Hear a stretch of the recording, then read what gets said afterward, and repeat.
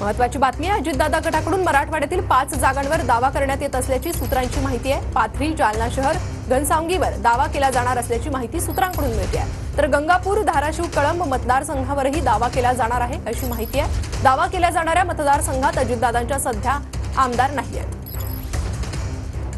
आणि या प्रकरणी आपण अधिक अपडेट घेऊयात आपले प्रतिनिधी अक्षय मंकणी यांच्याकडून। अक्षय,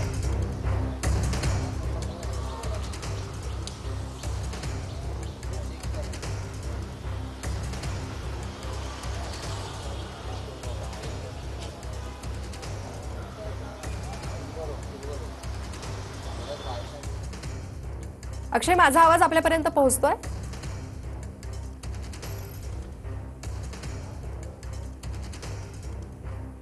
तर आपण पाहतोय दावा केल्या जाणाऱ्या मतदारसंघात अजितदादांचा सध्या आमदार नाहीये। तर गंगापूर, धाराशिव, कळंबवर देखील अजितदादा गटाचा दावा केला जाणार असल्याची माहिती सूत्रांकडून मिळते आणि याच संदर्भात आपण अधिक अपडेट घेत आहोत आमचे प्रतिनिधी अक्षय मंकणी यांच्याकडून।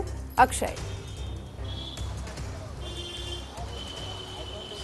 खरं तर अजित पवार यांच्या राष्ट्रवादी काँग्रेस पक्षाकडनं मराठवाड्यामधील 5 मतदारसंघावरती प्रामुख्याने दावा केला जाणार आहे। त्यापैकी गंगापूर असेल, उस्मानाबाद, कळंब असेल, पाथरी असेल, त्याचसोबतच जालना शहर असेल, या संपूर्ण 5च्या 5 मतदारसंघावरती आता राष्ट्रवादी काँग्रेस अजित पवार यांच्या पक्षाकडनं दावा केला जाणार आहे। या 5ही मतदारसंघांमध्ये सध्या अजित पवार यांच्या राष्ट्रवादी काँग्रेस पक्षाचा विद्यमान आमदार नाहीये, परंतु मराठवाड्यामध्ये आपली ताकद वाढावी याकरता संपूर्ण जी ताकद जे प्रयत्न आहेत ते अजित पवार यांच्या राष्ट्रवादीकडनं केले जाणार आहे। खरं तर सतीश चव्हाण जे विद्यमान विधान परिषदेचे आमदार आहेत ते गंगापूर या मतदारसंघांमधून लढण्यास इच्छुक आहेत, तर विक्रम काळे हे उस्मानाबाद आणि कळंब या मतदारसंघातून लढण्यास इच्छुक आहेत आणि बाकीच्या मतदारसंघातूून राष्ट्रवादी काँग्रेस पक्षाकडनं त्या विधानसभा भागामध्ये तयारी करण्यात येत असल्याची प्राथमिक माहिती मिळते।